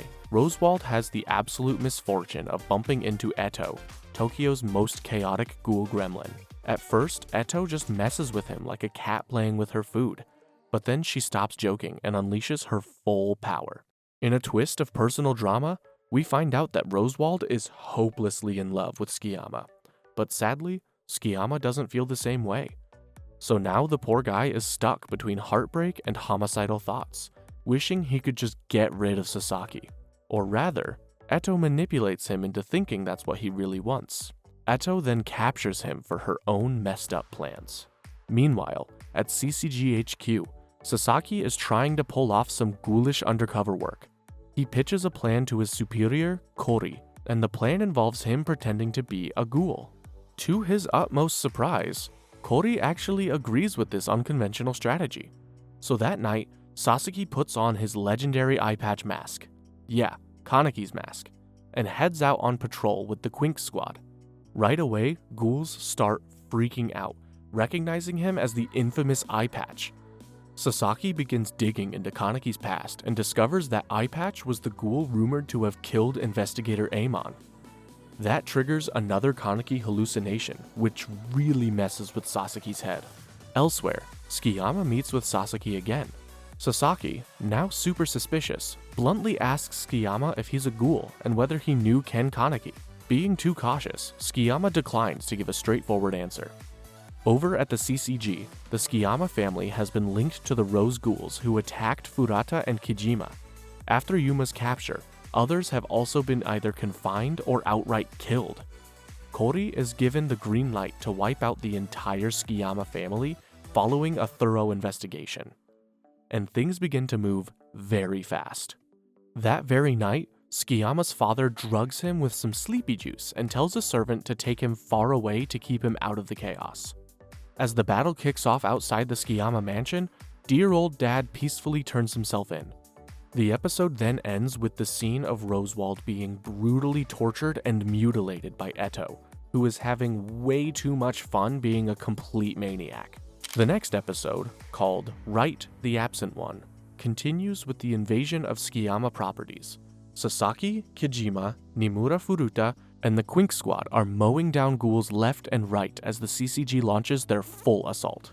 Meanwhile, Tsukiyama is forced to say a tearful goodbye to his friends. They tell him to get to the rooftop where a helicopter is waiting to whisk him away to safety. Of course, he's not happy about running away, but he listens anyway. Kori joins the fight and decides to send Sasaki to that same rooftop. And guess who's already there? That's right, Tsukiyama. The two lock eyes, and Sasaki asks him to surrender. But Tsukiyama remains defiant and charges right at him. Elsewhere, Rosewald, who is now fully unhinged underneath a smiley mask, starts going berserk and slashing up CCG agents. Investigator Hairu tries to take a heroic last stand, but gets her head chopped off by a rose ghoul. Then Kijima shows up, all smiley as ever, only to have his own weapon turned against him, ending his life. Meanwhile, the Quinx Squad is about to get a reality check. They come face to face with the creepy regenerating ghoul Noro. In other words, members of the Aogiri are definitely getting involved.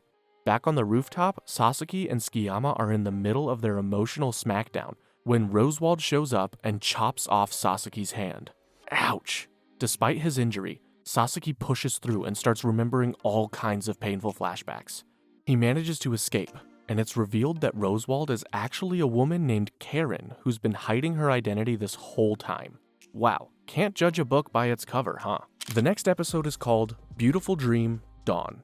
Sasaki is still having a heated three-way match with Tsukiyama and Rosewald, until Eto, the one-eyed owl, drops in and throws everything into further chaos. She taunts Sasaki, and then tells Rosewald to finish him off. When Rosewald attacks him, Sasaki's mind shatters and he dives into his own messed up subconscious. Inside his head, Kaneki shows up to trash talk him. Sasaki then unlocks traumatic memories of his abusive mom and realizes he's been trying to be loved by everyone. But now, he decides it's time to stop playing nice. He wakes up from the trance and rips off Rosewald's arm like a piece of clothing. He then impales Rosewald, or Karen, and then turns on Tsukiyama, stabbing him right in the chest. Eto watches this and is like, yup, Kaneki's awakened, alright. Meanwhile, Noro is still fighting the Quinx. Ginshi, desperate and fired up, activates his new Kagune and goes full throttle, teaming up with Kuki to finish Noro off. Noro's regenerative ability can only last so long. After taking a final combo attack, Noro gets obliterated. His final thoughts being a tender memory of Yoshimura leaving little Edo in his care. But this is no time to celebrate. Ginshi's been gravely wounded. His guts also got obliterated in that attack. His squad members gather around him in a panic. Despite every attempt to save his life, Ginshi dies quietly, breaking everyone's heart. After that, Sasaki confronts Eto and asks why she's even here. She shrugs and says she just wanted to watch the chaos unfold. Sasaki brings up her father Yoshimura's wish to save her, so much so that he used to pretend to be the one-eyed owl just to throw off the authorities. Eto laughs it off, but when Sasaki coldly says she's not worth saving, she snaps and transforms into an even scarier form, complete with too many eyes, mouths, and limbs. As they're fighting each other, Sasaki gains the upper hand and impales her Kagune, before slicing her clean in half. Quite savage. With that brutal finish, we can finally turn the page on the one-eyed owl. At least for now. Kori and his squad find Sasaki munching on Eto's Kagune remains. He plays it cool, saying he was badly injured and just needed a snack. He admits there's a connection between Aogiri and the Tsukiyamas. Then, just like that, he impales an already injured Tsukiyama and tosses him off the building. But Roswald shows her undying loyalty until the very end. Catching him in mid-air, she confesses her love for him and apologizes for it. Tsukiyama accepts her feelings and calls her by her real name, Karen. Thanks to her sacrifice, Tsukiyama lives to fight another day. Finally, the episode closes at the graveyard, with the survivors of the battle mourning their dead. And that brings us to the end of Season 3. The first episode of Season 4 is called Place. And so, once again, this is the final season, so it's only right that Episode 1 starts off with something going completely wrong. The CCG are now planning to kill Hinami for no particular reason, and Kaneki hears about this from investigator Furuta. Even though his memory is back, Kaneki is still playing along as investigator Sasaki. He then hatches a plan to free Hinami, but before he can do that, something else gets all his attention.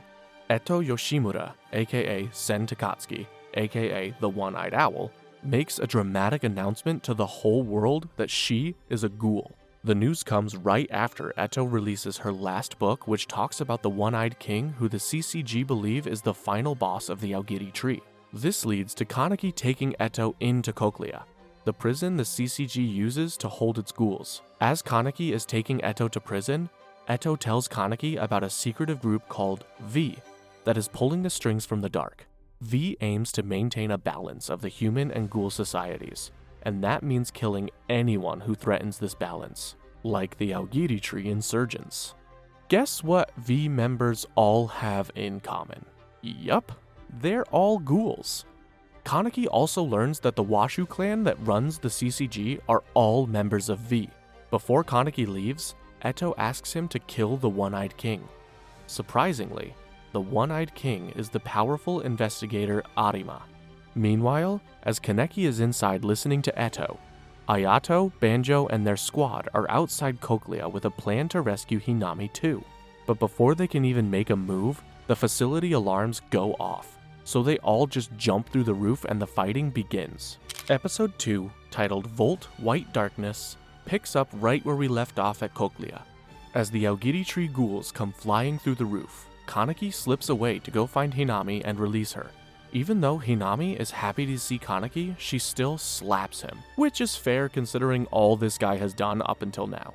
The CCG aren't letting this one slide though, so they send in the white-haired badass Inspector Arima himself to go handle business. This would have been bad news for Ayato if he had to face Arima alone, but luckily, Tuka and Yomo appear just in time to help. We then find out why Yomo has been so protective of Tuka and Ayato. It's because he's their damn uncle, and he wasn't able to protect his sister, their mother, so he will die in order to protect Ayato and Tuka. But Yomo just isn't a match for Arima's freakish speed and sense of direction. Just when things look over for Yomo, Kaneki jumps in to hand over Hinami to Tuka and then face off with his old mentor. The two go at each other's neck. Well, really, it's just Arima giving Kaneki the hands. It must be hard to fight someone you look up to, and Kaneki just doesn't have the guts to kill Arima. While Kaneki and Arima are fighting underground, somewhere upstairs, Eto has decided to break out of her cell and have some fun. This is when she runs into CCG investigator Furuta and his squad. Furuta's guys aren't much of a threat though, and soon he's on his knees begging for mercy. Or so it seems, until Eto gets close enough for him to attack her with his Kagune. Before Eto kicks the bucket, we get to see just how cunning Furuta really is. He seems not to care about V, or the Washu clan, or even the CCG. He's just doing whatever he wants. He openly admits that someone called Dr. Kano had operated on him using Rize's Kagune. So basically, he and Kaneki are using similar weapons. We then cut back to Kaneki's fight with Arima, and things aren't looking so good for Kaneki. After Arima knocks him out, Kaneki goes deep within his mind to find the motivation to push past his limits, which also causes his hair to go back to being white. After that, Kaneki goes after Arima so hard Arima has no choice but to admit defeat. But Arima isn't a good loser, so he tries to terminate himself after the fight. The next episode is called Union, Cross Game. As Kaneki and his friends slug their way out of Cochlea, far away on the island Rushima, most of the Aogiri tree have their hands full with the rest of the CCG. Akira Mado and her team have been ordered by the CCG to kill Tatara due to his role as one of the leaders of the Aogiri tree. But Tatara is one of the strongest ghouls in Aogiri, and he plans on making the CCG realize that. That's up until help shows up from an unlikely source. Former CCG investigator Takizawa comes to their rescue, but he's now a ghoul and a little crazy to say the least. Takizawa hoped that by killing Tatara himself, Akira and her team would be happy with him. Instead, they try to take him out, which pisses off Takizawa. You know where this is going by now. So naturally, Takizawa kills Akira's entire squad and begins slowly torturing Akira. We then understand why Takizawa is like this. You see, Dr. Kano is responsible for creating half-breed ghouls like Kaneki and Furuta. After Takizawa was badly injured at the Anteiku raid, Dr. Kano took him in and turned him into a half-breed without Takizawa's consent, and then performed tests on Takizawa until he lost his mind. So just as Takizawa is about to lose it on Akira, guess who spawns in to save the day? It's investigator Amon, and he's half-ghoul now because of course he is. Then the action cuts to Dr. Kano's lab. The mad scientist gets a visit from Kurona, one of the Yasuhisa twins. We learn that Kurona was one of the doctor's guinea pigs, but she isn't here to relitigate the past. She wants his help to bring her sister back to life. But when he refuses, Kurona decides to kill him instead for all of the pain he caused her and her twin sister growing up.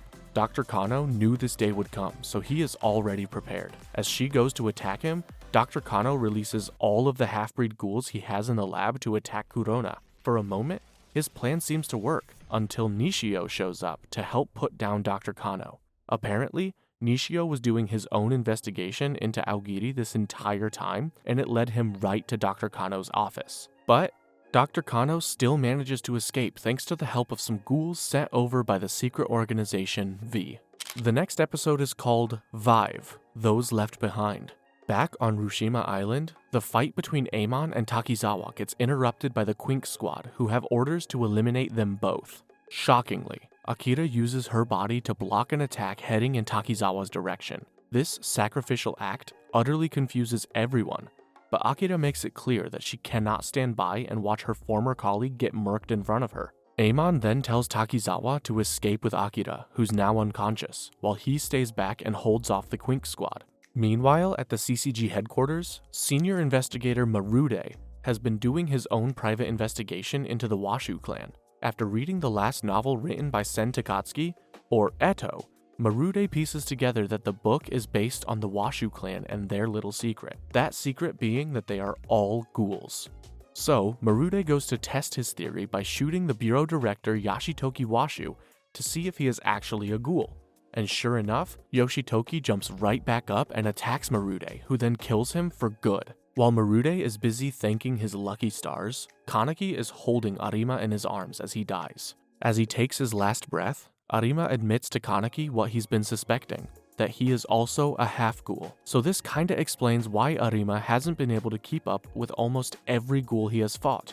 However, unlike other half-ghouls, Arima doesn't possess ghoul abilities like having the red eyes or a Kagune. He then admits one last thing that turns Kaneki's brain upside down. Arima admits to Kaneki that he is the One-Eyed King. Basically, the One-Eyed King was just an idea that Arima and Eto came up with. You see, Arima actually hated the higher-ups at the CCG, so he and Eto conspired to build up this legend of the One-Eyed King. And now Arima wants Kaneki to let the world know that he, Kaneki, was the ghoul who killed the One-Eyed King. That way, there might be a beacon of hope for the ghouls and humans to coexist. Now that's a lot to take in. The next episode is called Move, Confluence and Confusion. Thankfully, things are starting to calm down a bit. After the fight with the CCG, Kaneki forms a group called GOAT, with the Aogiri members who survived, as well as his Anteiku friends and Arima's team at the CCG. Kaneki wants both ghouls and humans to live peacefully together, which is what Arima wanted. While not everyone agrees at first, eventually it starts rubbing off on a few people. For example, Amon finally understands the struggles ghouls face now that he is one himself. This makes it easier for Kaneki and Amon to patch things up. Also, when Akira sees the little orphan children growing up under the custody of Aogiri, she finally realizes that the cycle of hatred and violence has to stop. She forgives Tuka for killing her dad, and Hinami forgives Akira for her dad killing both of Hinami's parents. That's sweet, I like it. The next episode is called Face Effulgence. And well, the peace was nice while it lasted. The episode opens up to one of Quinx Squad members, Toru, being found in a cave after getting kidnapped and tortured by Torso, the infamous serial killer ghoul. After hoping Kaneki would come and save her, Toru is left wondering what happened to him after someone else from the CCG shows up and rescues her instead. This fuels hatred in Toru's heart for Kaneki, who is oblivious to the whole thing. While this is happening, the Quinx Squad are trying to come to terms with Kaneki killing Arima and becoming the One-Eyed King. This will have to wait though, because the clowns are back to cause havoc. But unlike that time at the Ghoul House auction, these clowns appear and start destroying the city for no good reason, which puts the CCG on high alert. This also causes the CCG to appoint Furuta as its new bureau director. Now, this guy's been suspicious since the very beginning, and you'll see why in a moment. Furuta wastes no time and orders some of the CCG squads to defend against the clowns while some stay back and protect the CCG headquarters. It soon becomes obvious that the attacks are too well coordinated, and it's discovered that Donato Porapora, aka Amon's ghoul adopted father, is remotely controlling the clowns. So, Kuki from the Quinx Squad squares up with Donato for an epic battle. But Donato is pretty tricky, and soon Kuki has no choice but to push beyond his ghoul limits just so he can stand a chance. This leads to him losing control, but luckily, Psycho is there to slap him back into his senses. Turns out the whole time, Donato was using his remote-controlled clone to fight Kuki, so that was kind of all for nothing. Back at the CCG headquarters, Juzu suddenly realizes that the entire clown attack was one big trick. The clowns aren't actually ghouls. They were normal people who had been kidnapped and dressed up as clowns with their mouths shut so they couldn't scream. This means the entire time the CCG had actually been killing innocent civilians, which will destroy the CCG's reputation if it comes out. And as suspected, Furuta is smiling from ear to ear as he watches his evil master plan come to life. But he has to keep pretending he actually wants the CCG to succeed. So after the clown attacks end, Furuta introduces a new Quinx Squad called the O-Guys, and has a live execution of the rest of the clowns in front of the entire CCG. Brutal. The following episode is called Proof Bonds, and thank God the episode starts off way more peacefully. Love is in the air for the Anteiku squad. The slow burner we have all been waiting for finally catches fire after Tuka asks Kaneki if he's a virgin. The question catches our boy off guard to say the least. Not as off guard as Toru catches them both though, when she storms into the cafe and demands to know why Kaneki abandoned the CCG, and, more importantly, why he hadn't come to save her in the cave. Toru doesn't wait long for an answer and immediately attacks Kaneki and Tuka. And if that wasn't enough, Toru then sends the O-Guy Quinx Squad inside to finish trashing the place, so Tuka and Kaneki have no choice but to run for their life. After finding somewhere to rest, Tuka and Kaneki pick back up where they were before Toru came barging in. As expected, Kaneki is a virgin, so Tuka helps him out with that. Hey, go Ken, let's go! After doing their thing, Tuka gives Kaneki a ring that belonged to her parents so he can wear it around his neck. Quite the souvenir. Later on, Kaneki finds out that Tuka is pregnant. Okay, that was fast. So Kaneki marries her, and they hold a massive party with the rest of the ghouls to celebrate the marriage and also the fact that Kaneki is now the One-Eyed King. Episode 8 is called Incarnation Awakened Child. We rejoin the party as everyone is laughing and enjoying themselves. That's until a few wedding crashers show up and they ain't here for the cake. Not that there was any to begin with. Yup, Toru and her new Quinx Squad, the O-Guys, are here to wipe out every ghoul at this party, starting with our boy Kaneki. After telling Tuka to escape, Kaneki gathers up his squad to take on the CCG. Toru immediately goes after Tuka to finish what she started back at the cafe. But because Tuka is pregnant, she is not in any shape to be fighting, and soon enough Toru has her pinned against a wall. Meanwhile, Kaneki isn't doing much better because the Ogais have him surrounded. Kaneki then notices that all the Ogai members have the same Kagune he got from Rize, which means that Dr. Kano created them as well. As expected, the Ogai show no mercy to Kaneki, and Tuka has to watch as her newly wedded husband gets beat up. Back at the CCG headquarters, Furuta reveals his true intentions to reset the world by throwing it into chaos. What Furuta doesn't know is that he is secretly being suspected by Yuri from the original Quinx Squad for being a traitor. So, Yuri goes with investigator Kuroiwa to ask Furuta a few questions. This goes as well as you would imagine, and the two investigators find themselves fighting for their lives against Furuta's henchmen.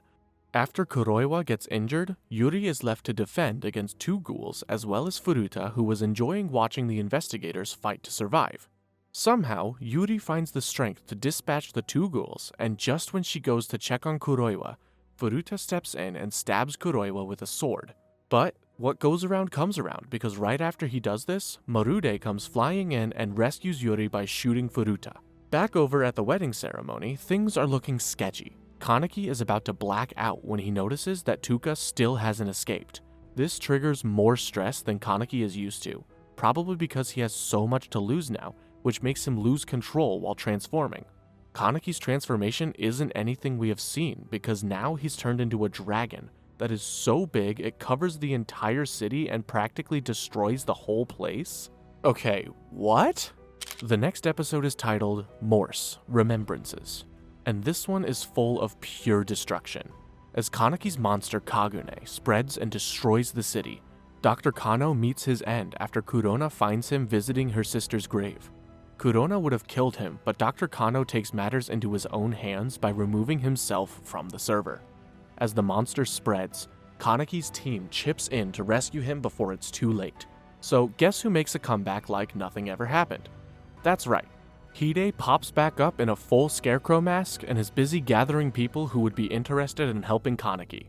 Soon, Hide has a huge squad of ghouls and humans alike, and they all march right into the CCG headquarters. Yeah, just like that, and there isn't a thing any CCG officer could do about it. Luckily for them, all the group wanted was for ghouls and CCG officers to team up. At first, the officers damn near showed them the finger, but after Tuka, Hide, and Amon speak up about how it was for saving the entire city, as well as Kaneki, they just agreed to team up for the one time. Also, two lovebirds we haven't seen since Season 1 are together again. Nishio and Kimi are back at it. Now that Kimi's boss, Dr. Kano, is dead, she has come into the CCG to help them find a way to rescue Kaneki and destroy the dragon. But it's Tuka who comes up with a master plan. Remember that ring she gave Kaneki to wear? Well, what if they used metal detectors to find Kaneki's body that was trapped inside the dragon? Everyone agrees it's a good plan, so after a generous donation from Tsukiyama's dad to buy metal detectors, the group begins searching for Kaneki.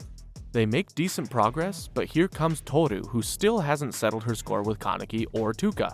So when she hears that her old Quinx Squad were out looking for Kaneki, she attacks them. But instead of retaliating, Yuri chooses to show Toru love, which causes her to break down and ask for forgiveness. Episode 10 is titled Call, The Far Side of Tragedy. Now, what is it like inside of a monster's mind? Not very pretty. As episode 10 takes us deep into Kaneki's unconscious mind, we see him struggle to come to grips with the innocent lives he has taken after transforming into the dragon. A wall of human victims gets beamed into the water around Kaneki as it turns red, representing the blood on his hands. Rize is here too, and you can bet she has nothing positive to tell Kaneki. In the end, Kaneki is able to make peace with the situation and accepts himself. As he does, a light appears above him, which we soon see is Tuka pulling him out from inside the dragon. As he recovers in the hospital, Kaneki's closest friends gather around his bed and hope for the best. Back outside, more trouble is cooking up in the streets. Even though Kaneki isn't inside the monster, it starts producing freakish monsters that spit gas that turn humans into ghouls.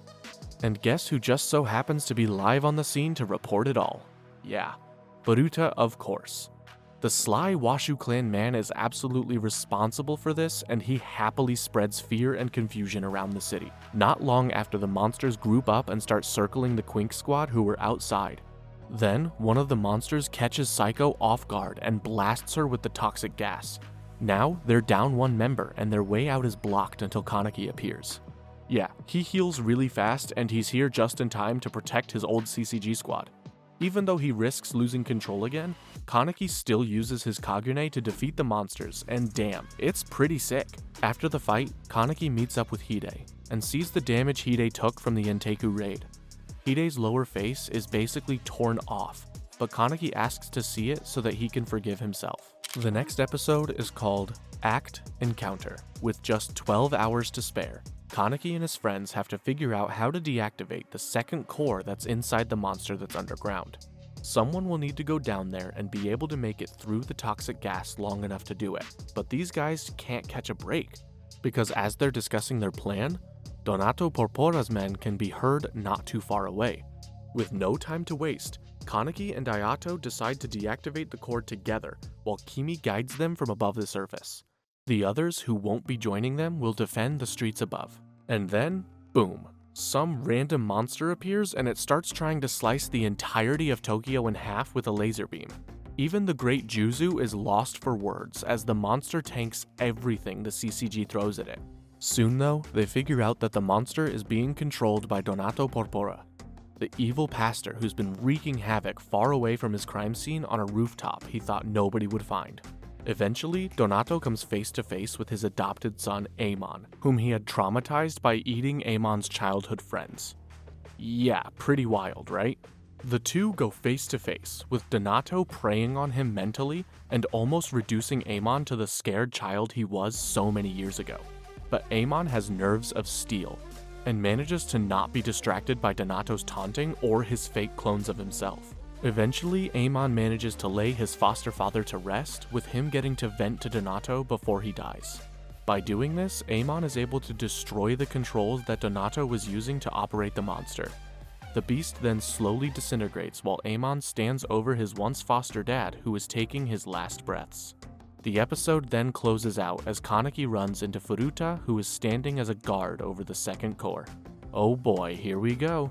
The last episode is literally called the final episode. So, Kaneki tries to dodge as many hits from Furuta without having to kill him, but the sly Washu clan man just goes out of his way to try to kill Kaneki. This eventually forces Mr. One-Eyed King himself to unleash a bit more of his power against Furuta by busting out a whole new setup. Damn! With a heavy heart, Kaneki puts an end to Furuta. We get flashbacks of Furuta's life, and it's kinda hard to care cause look at the destruction this guy has caused, just so he can cleanse the earth by destroying it? Anyway, Kaneki moves on and deactivates the second core. As the dragon slowly shuts down cell by cell, it's announced over the radio that the fighting has stopped and the CCG Ghoul team has won. But Kaneki still has his work cut out for him while he battles the remaining active parts of the dragon. Soon enough, he reaches the final head and sees someone at the center of the beast that has been the most important person in his life until now, Rize. Rize's organs were being used as a vital component of the dragon's core. Kaneki tells her goodbye as he destroys her cocoon, ultimately saving Tokyo.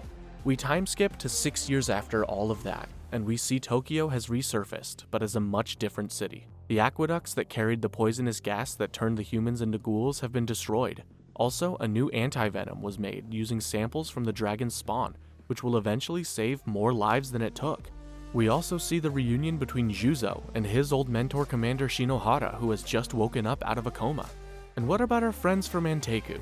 Well, Tuka and Kaneki have a healthy baby boy, with Yomo playing the perfect granduncle, while Ayato, Hinami, and Hide regularly go out to chill. And just like that, we're through with the story of Ken Kaneki. Personally, this is one story that certainly won't be accused of living up to its full potential. The anime adaptation has been very controversial, to put it mildly, but if there's one lesson to be learned from this story, I guess it's about justice.